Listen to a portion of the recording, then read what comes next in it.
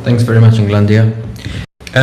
So a quick reminder, the purpose of these meetings is to review both Zero and the sovereign dollar with the sovereign mint, and to explore how we can best achieve our two primary priorities. The first and higher priority is maintaining sovereign dollars peg, and the second is minimizing zero redemptions. This will be the third, the fourth such meeting. We've been having these meetings weekly. I will propose that we transition to a bi-weekly format, so once every 2 weeks, and that I'll also provide a quick reminder of where we've been. I'll review some of the key stats that we're looking at, what the next milestones are, and then we'll open it up to conversation. So we have introduced a higher origination fee and a higher redemption fee.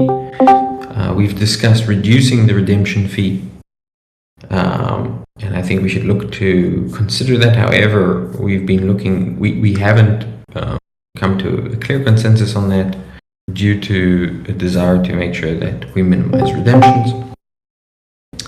And we are looking to maintain the current status, which is relatively reduced originations, not zero originations, but relatively reduced originations, until we are in a position to introduce additional sources of demand for sovereign dollar. Now, these are coming soon, in the very near future, so I expect over the course of the coming week, we will introduce a SIP to provide for dollar lending, the use of dollar collateral, and potentially the use of dollar for margin trading.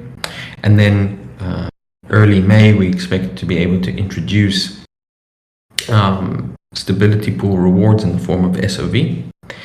Additionally, we expect to see quite soon Babelfish introduce incentive curves, which will further incentivize bringing additional sources of stablecoin liquidity, such as USDT, USDC, and DAI from other chains, providing an additional source of liquidity for sovereign dollar to dollars, in addition to sovereign dollar to BTC. A quick review of where we are from a metrics perspective. I'll start with Zero. Can you guys see my screen? Okay, great.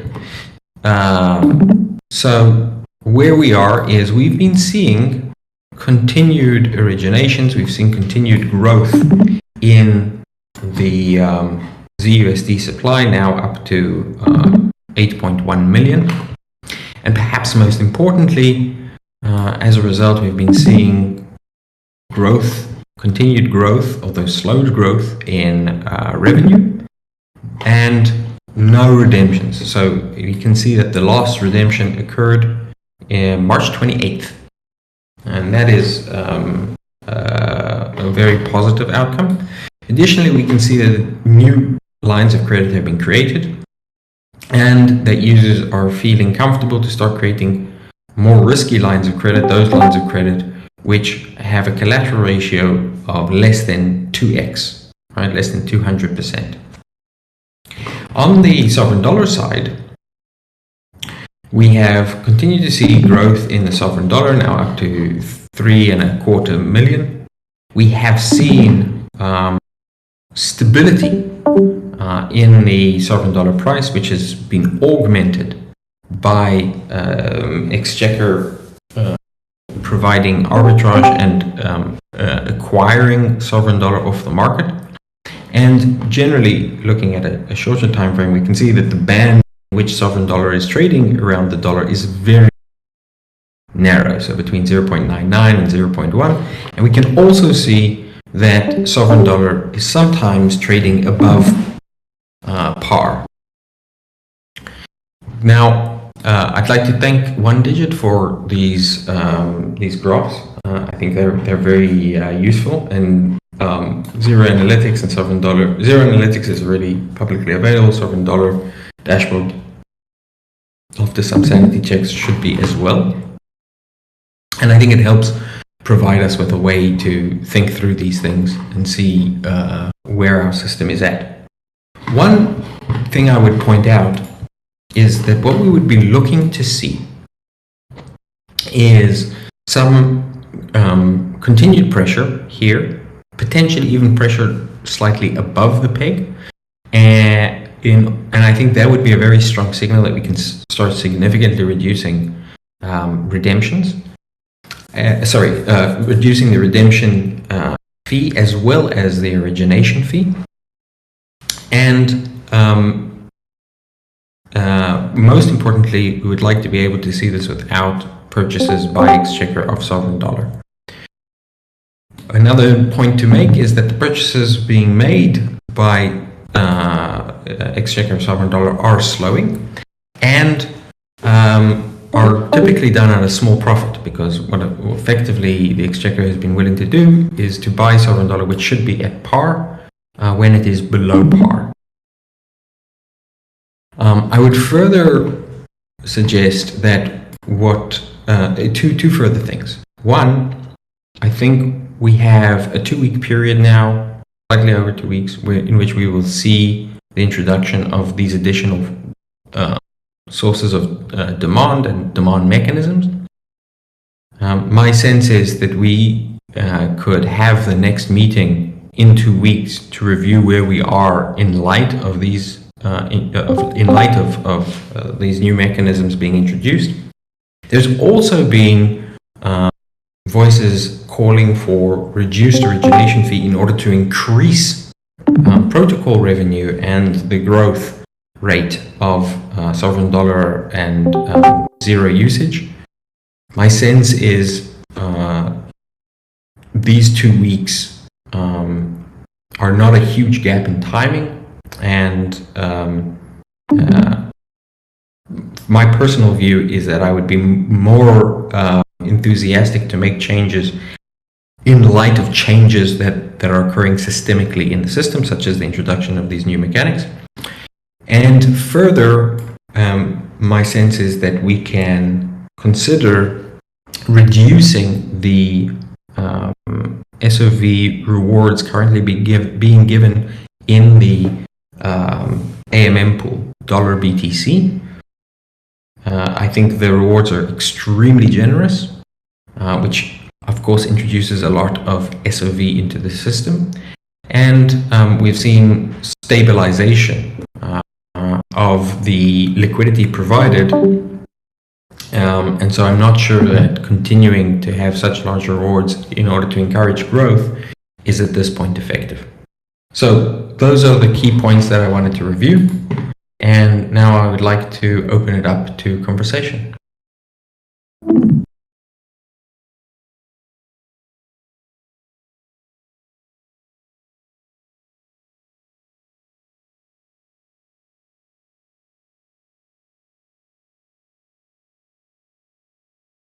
Yes, One Digit.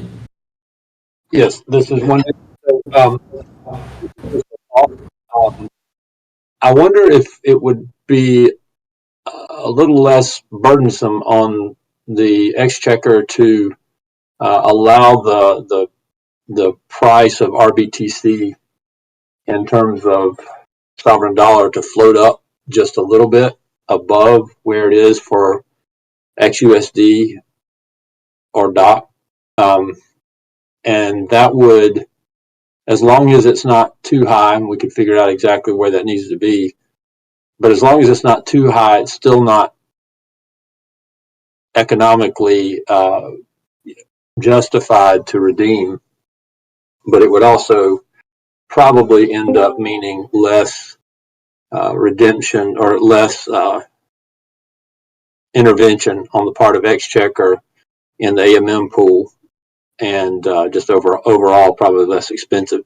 Not to mention the fact that as the price goes up, or the price of RBTC goes up in terms of dollar, it's a little bit cheaper to buy dollars and sell RBTC.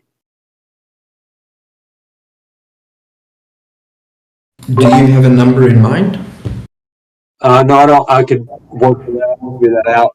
I guess it's more a matter of the optics. Is it in terms of the actual financial implications? I think that having the pay or allowing it to go a little bit higher in price, RBTC, makes sense. But the question is whether that's good for us. It would definitely show that it's a higher price and a little bit. Okay, so just so I'm clear, what you're suggesting is that that Exchequer seek to allow the price of sovereign dollar versus RBTC to be lower than what it would be, what the dollar to RBTC would be, increase, basically loosen the constraint somewhat. Is that what you're suggesting? Yeah, that's what I'm suggesting. And I'm not entirely clear on the justification. Can you just can you try to clarify, sort of in one or two lines, what the goal would be? Well, first of all, it may mean that you don't have to intervene as much because you're not having to work as hard to keep the peg high. Because of the 1.9% redemption fee, we don't have to keep the peg exactly aligned to make it not worthwhile for the people. I understand. Okay, so basically you're saying we want to keep it above the redemption fee, but perhaps loosen it so that it could be more flexible within that region. I don't think that Exchequer's currently targeting a very, very aggressive peg, and I would point out that we have seen, and I think we're starting to see more symmetrical buys and sells. In other words, Exchequer is not only purchasing sovereign dollar, but is also selling Bitcoin when the price of sovereign dollar rises above par. And it may be that one of the reasons that we're seeing this is that we've now had a few weeks to allow for confidence to grow. And there is, of course, with any monetary asset, there's also a perception aspect, right? What is the value perceived to be? And I think that we're seeing confidence. So, this is something I will I'll discuss with Exchequer, and there may be opportunity there to loosen it. And I'll also try and get more definitive figures in terms of buying and selling, so that we can report that. Okay, sounds great.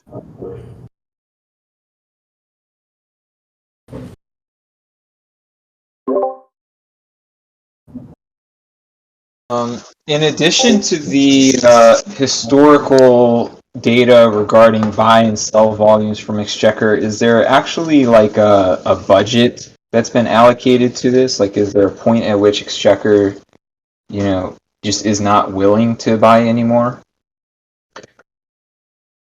Yes, so there were two budgets allocated. The first budget for the first tranche was 7.4 Bitcoin. And then the second tranche was actually not changing sort of net on net the value, but $200,000 worth of XUSD was provided in order to provide for arbitrage and take up arbitrage opportunities. I don't have the latest on what the status of that $200,000 is, but because there has also been the opportunity to sell Bitcoin effectively at a profit, or rather to buy sovereign dollars at a discount, there has been more symmetrical buying and selling. And so, to the best of my knowledge, the budget has been and is 7.4 Bitcoin and 200,000 XUSD. Thanks.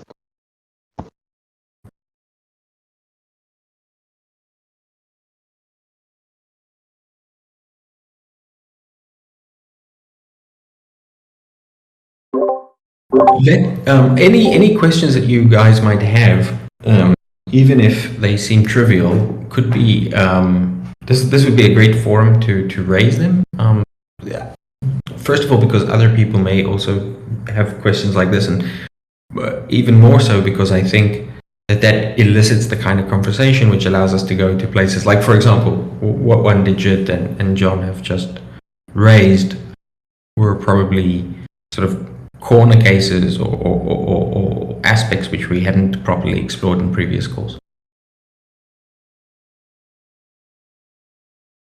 One Digit again. Does the Treasury have liquidity in the XUSD pool? No, to the best of my knowledge, overall, Exchequer has relatively little liquidity in the system. And this is because, first of all, Exchequer's goal is only to provide liquidity where it is necessary. So typically it's bootstrapping liquidity. And I think it allows us to be confident that the activity and the liquidity provision that we're seeing within the protocol is organic rather than driven by Exchequer.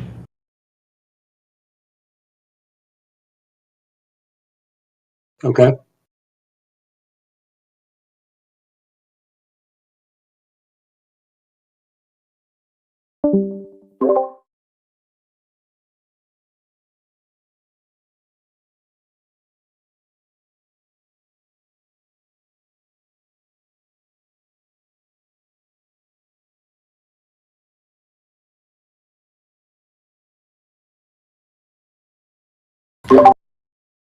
Yes, so I think that's a great question. I'd like to ask John to provide some additional context and background there. And then I think one good question for us to discuss is also what steps we believe we can take to make sure that the opportunity of a sovereign dollar lending pool is taken up by the user base and by users.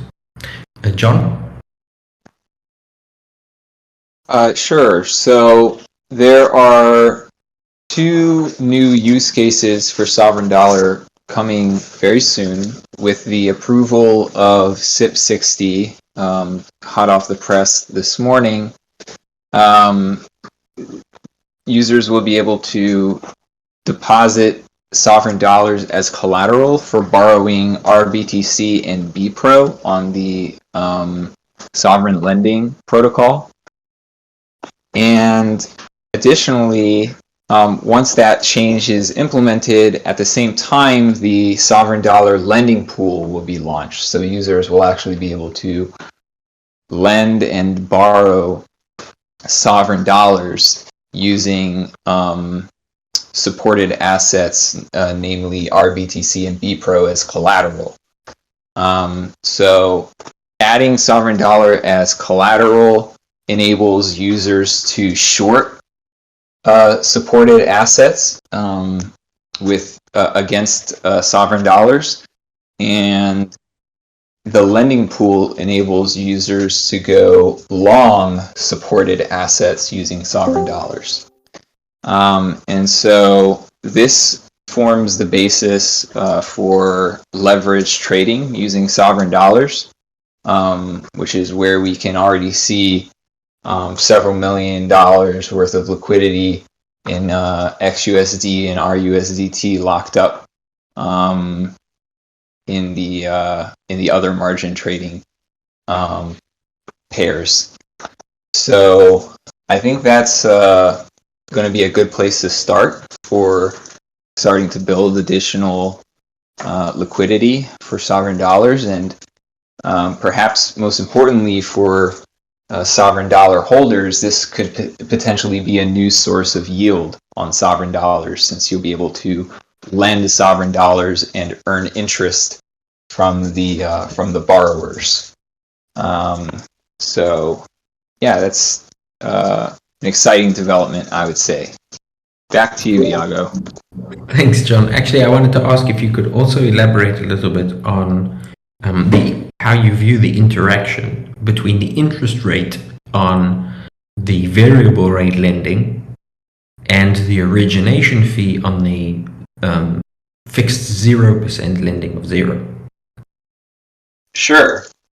So this will definitely be an area to watch, but the way that I currently think about the sovereign zero is that zero is primarily a tool for long-term borrowers.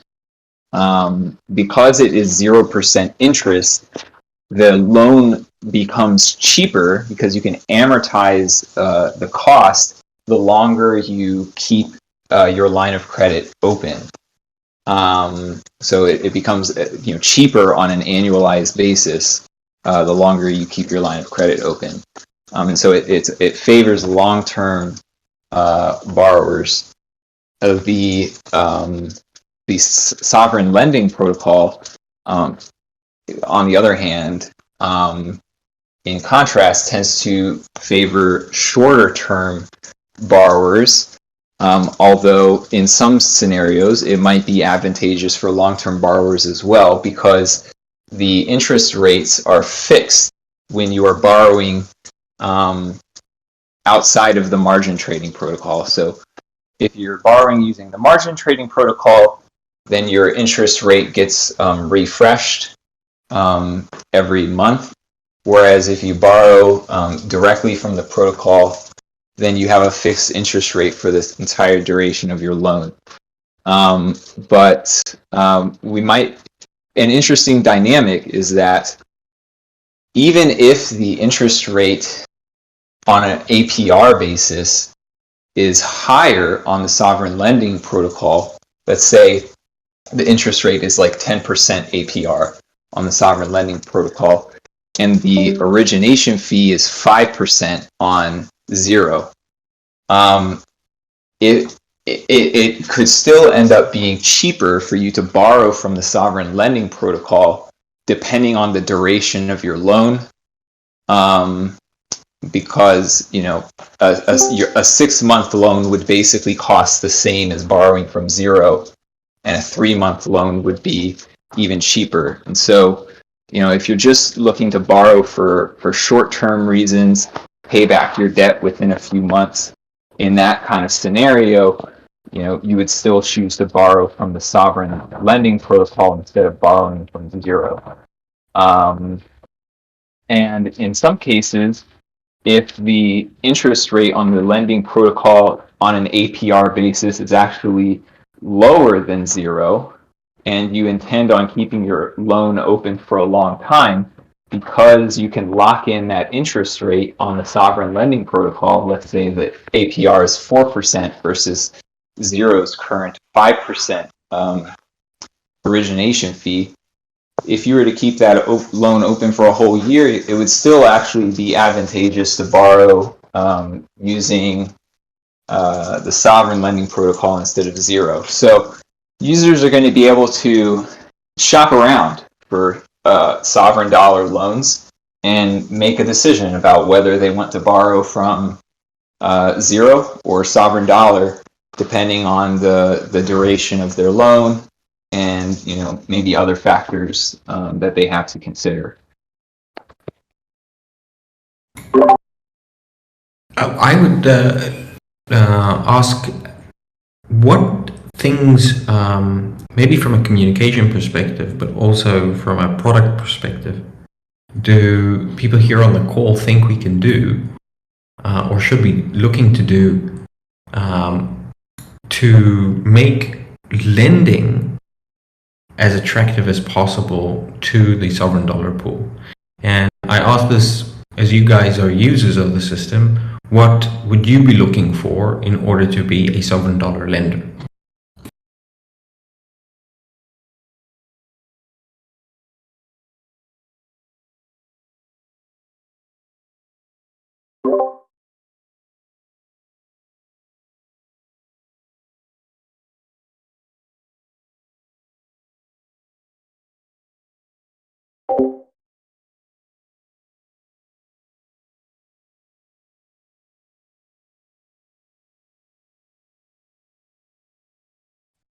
Conversely, I'd be interested what type of use cases or interest would people on the call have in the borrowing side from the variable pool?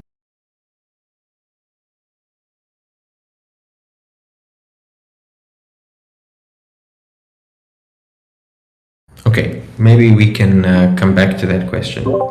An additional question. Okay, well, we'll come back to that. An additional thing I think for us to consider over the course of this call is, as I said, in a period of give or take 2 to 3 weeks, we expect to have SOV rewards on the stability pool. Now, the stability pool is designed to be profitable and potentially highly profitable, even without any incentives. A few weeks ago, I published an analysis where I think I managed to demonstrate that by providing an incentive, let's say a 5% incentive on deposits in the stability pool, we're able to profitably, for the protocol, generate additional demand for sovereign dollar, create an ongoing revenue stream or ongoing yield, which doesn't require the kind of patience that the stability pool usually requires for stability pool participants, and still leave the two primary benefits of the stability pool. One, for the stability pool providers, the ability to earn potentially outsized gains and to buy Bitcoin at very low, and or to buy Bitcoin at very low rates through the stability pool, as well as for the stability pool to provide smoother liquidations and a level of additional security to the Zero protocol. So I'm also curious how best we can help promote this very attractive, I think, opportunity as it becomes available, and even before in terms of education. Because what we would like to see is that become a highly popular activity. The popularity of that activity matches with our ability to meet the significant demand for borrowing via Zero.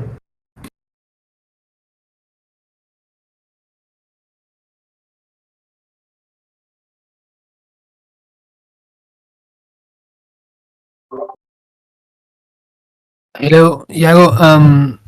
I wonder if for this it will be helpful to provide some information on how well historically the stability pool has done for the providers.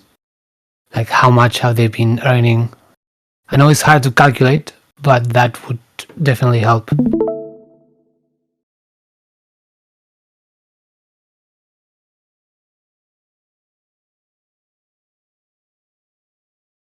I sort of have a follow-on question to that, and that would relate to how the sovereign dollar AMM pool would relate to the sovereign dollar stability pool.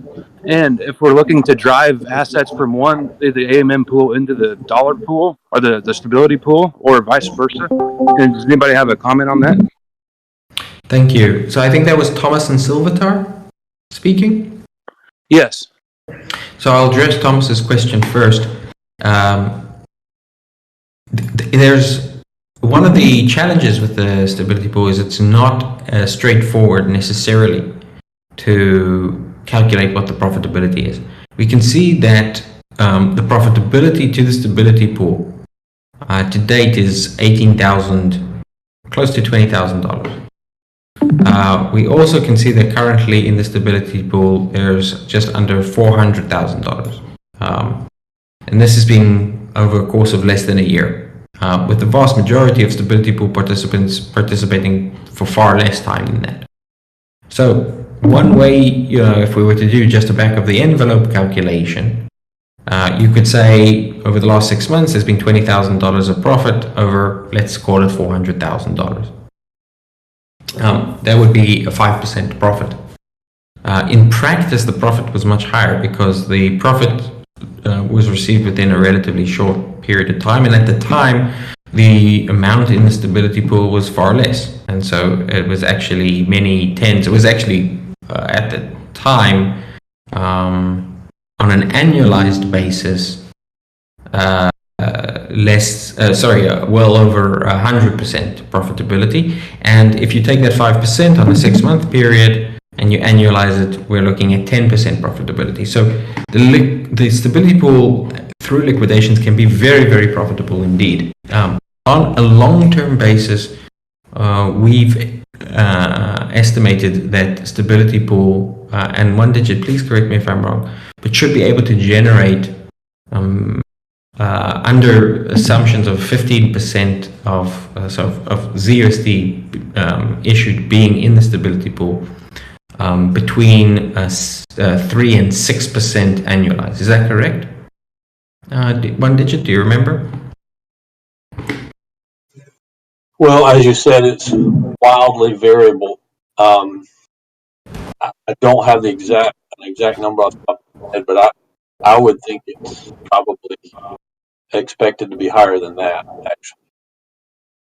Okay. For 15%, you said? No, 15%, assuming 15% of ZUSD issued was in the stability. Right. I would think it's higher than that. I can do a little back of the envelope. I'll discuss back to you. Yeah, I think that would be great to report in the forums, but it should be most analyses that we've done indicate that it can be a highly profitable activity. Now, to the question that Silvatar asked, what is the relationship between the stability pool and the AMM, and would we want to see funds move from the AMM into the stability pool? I think to the second question, the answer is very clearly we would want it to be accretive. In other words, we would want to see additional demand created rather than just shifting demand around. And the reason that would make sense is because the type of activity is very, very different. AMM profitability is more consistent and has a very, very different risk profile, as well as requiring the deposit of both Bitcoin and sovereign dollars. Whereas ZUSD, you hold your funds directly and only in dollars. And unless you're trading out when liquidations happen, what you're actually doing is buying Bitcoin at a discount. So you have two options with the stability pool. One is to buy Bitcoin at a discount, and the other is to buy that Bitcoin at a discount and then use that Bitcoin to buy back into dollars, at which point you would be on average making 8% on every such trade. It's with a maximum of about 10%, but we would expect about 8 or 9% on every such trade. So that's the way that you make money with the stability pool. So those are two very, very different profiles. And I think the two biggest distinctions between them is the fact that one is a single asset, whereas the other is a 2-asset activity, and the other big difference is the type of risks that you're taking. So in the stability pool, you're taking the risk of potentially buying into a falling knife market. That risk seems to be low, but exists. And in the AMM, you're taking on the risk of impermanent loss.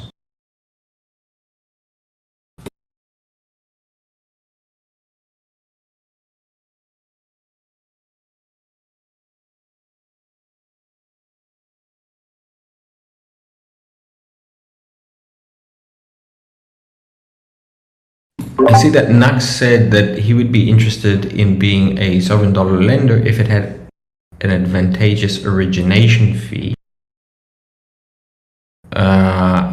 It seems, Nux, correct me if I'm misinterpreting what you said, but it seems that you're suggesting that you would want to be a lender if it meant that you could get an origination fee which is lower. There's another way for us to be thinking about the activity of being a lender. So many of us have fiat currency that we maintain in terms of medium-term savings and that we hold in bank accounts. Others have stable coins. So these are dollar-denominated assets, or fiat denominated, or so like near dollar-denominated assets. And I think the lending pool is primarily attractive in its current the current formulation to people who want to earn interest, want to earn yield on a dollar-denominated asset. And there's a very, very large multi-trillion-dollar market out there for that kind of thing. And we know that people doing yield farming, are engaged in yield farming with stablecoins. We would like to attract those people to the Sovrin platform where they can earn higher yields. If you look at the yield being earned on Aave or on Compound, it is quite low, whereas the yield being earned by lenders on the Sovrin platform is much higher. The second option is you have Bitcoin and you want to earn a yield on your Bitcoin, and so what you do is you take out a 0% loan, and then you can use the sovereign dollars that you acquire from zero to lend. And then let's say you were taking out a line of credit at a 200% collateral ratio. You were able to earn 8% annualized on your dollars. Which is more or less in line with what we're sometimes seeing in the protocol. Then you divide that by 2 because of the 200% collateralization. You'd be earning 4% yield on your Bitcoin, which is again much higher than what you would be able to get anywhere else in the market. And one contributor to the community, Sovereign Origin, has built out a program to manage that kind of activity.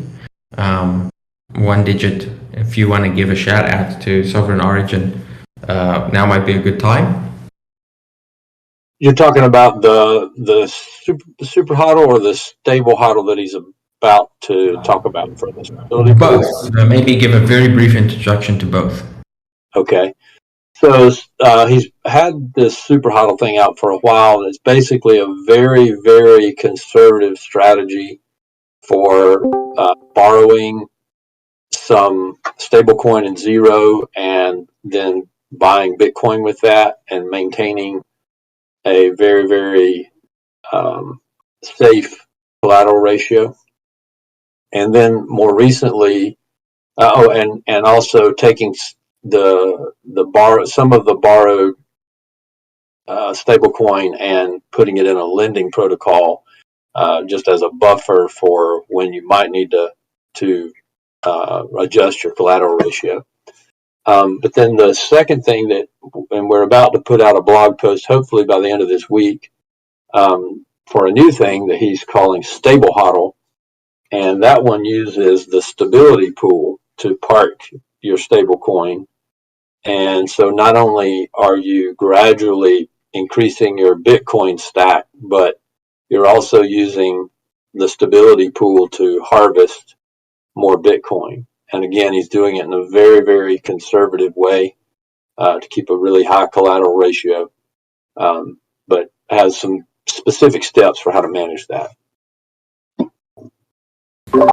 Thanks, and I think you can find more information on both of those by searching for the relevant blog posts, and one day perhaps you can publish those blog posts, the one which is already existent and the stable hodl when it becomes available in the forum for those who are interested. Are there additional comments or questions in light of what we've discussed here today? I have a question for Light. My understanding is that initially we'll have the ability to lend sovereign dollar, but not automatic or not have a way to margin trade on sovereign dollar. Is that just a matter of time, or is that more like we'll wait and see how it goes and then implement that?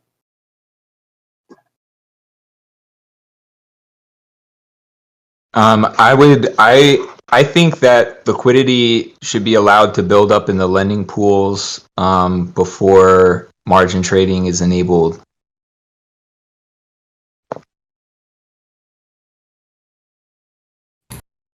One thing that we could potentially consider, and I put this before you guys for your comment, is we could look to have a 1 or 2 week period in which there is some degree of SOV rewards provided to sovereign dollar lenders in order to kickstart liquidity in that pool.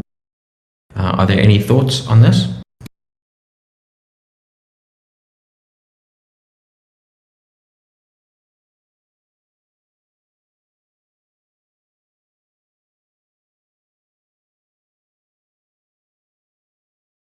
I have to say, this is the quietest meeting of this kind that we've had so far. Yes, Nax.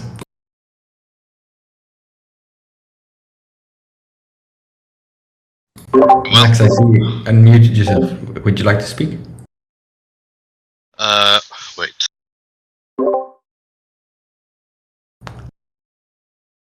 Okay. Can you hear me now? Yes, we can. Okay. So yeah, just to reiterate on my points that I wrote, rather than I stated verbally, the moving around the city. I mean, quite a humorous environment. So right now, if I understand well, borrowing from zero and then lending my dollars or DLLRs in the pools doesn't actually guarantee a positive APR, right? Because as it stands, if the origination fee is 5%, and then the market APR in the lending pool is like 4%, actually I get a negative APR of 1% over 1 year, right? And so my point was to maybe as a staker, as a SOV staker, I would love to have a preferential rate on zero, ideally 0%, right? So that it would guarantee a positive APR in the lending pool. What do you think? Thank you. Yes, so there's a technical consideration and there's a systemic consideration. The technical consideration is this. It would require a lot of engineering, not just of the smart contracts, but also of carefully thinking through the incentive changes that are created by allowing SOV stakers to get preferential rates. One way to think about this is, let's say I'm staking one SOV. Then I get access to preferential rates. That is probably behavior that we don't want to encourage, because it's a very low cost to get these preferential rates and everyone will use it, which means that becomes the de facto rate.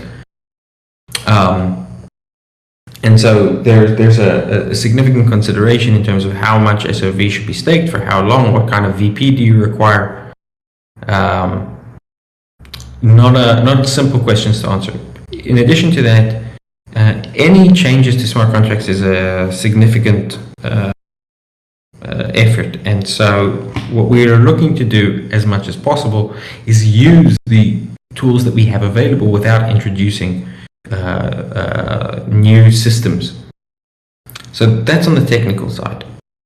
On the systemic side, I think it's important to be clear that the goal with the stability pool with the lending pool is not to encourage people to borrow using zero in order to use the lending pool.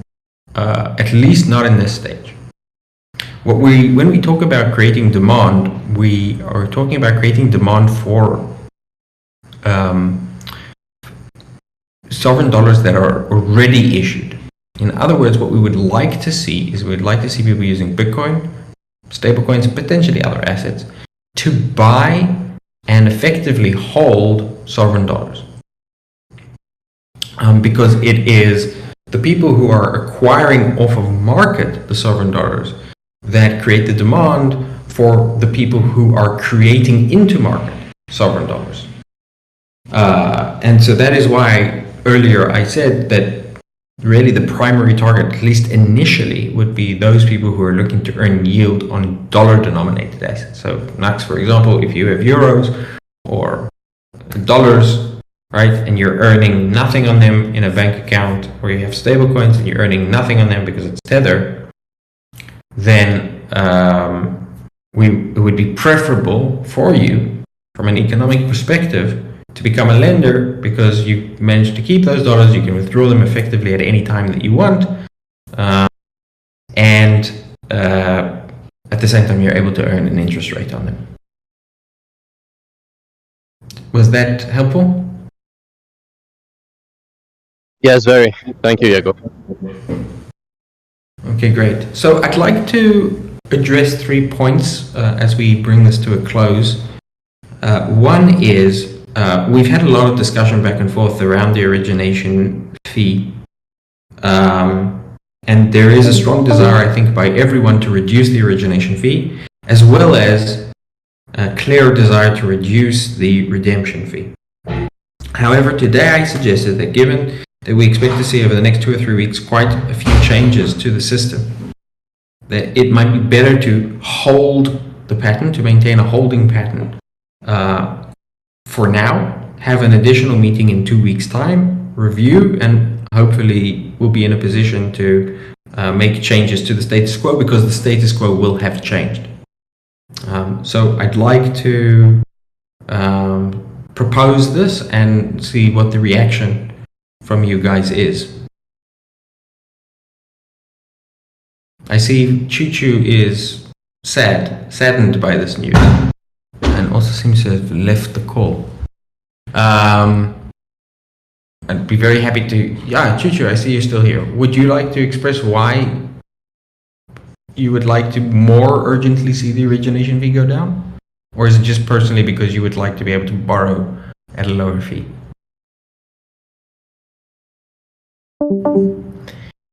Okay, assuming there's no additional feedback, I'm going to assume that proposal, at least for now, seems to carry. The second thing that I raised is the idea that potentially we do, for a 1 or 2 week period after having introduced the lending pool, some SOV rewards, provide some SOV rewards to lenders in order to kickstart the pool. I don't have strong conviction either way on this, although I think I lean towards doing that if we can at the same time reduce the rewards to the AMM pool, and I'd be interested in thoughts on that.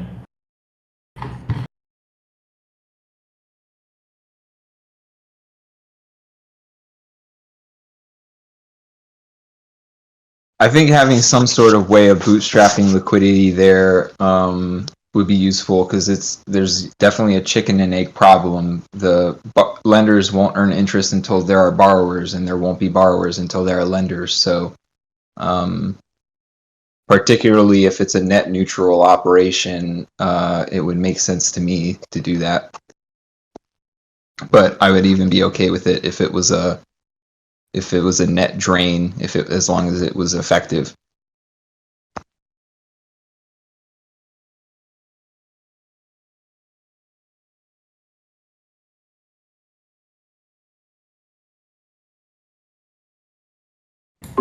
Yes, so we've already seen a decrease in rewards to XUSD. I think we can expect to see a further decrease on XUSD, as well as a I would propose a decrease on sovereign dollar to BTC pools. And the two commenters who have commented so far have commented favorably towards providing incentives to the lending pool. Is there anyone who would oppose or has reasons why maybe it's not a good idea?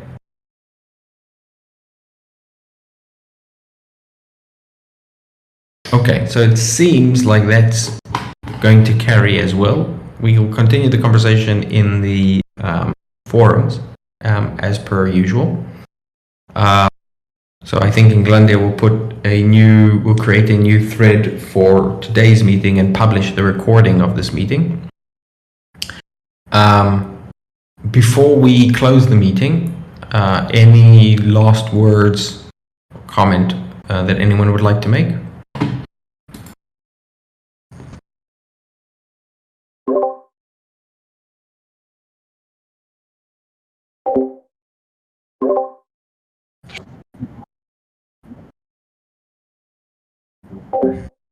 Yeah, just because I'm moving around and sometimes it's noisy. So no, it was just to say thank you all for the call and stay sovereign. So I have to go. Bye bye. All right, gentlemen, thank you very much for your participation. We'll have the next meeting in 2 weeks' time. Stay sovereign. Stay sovereign.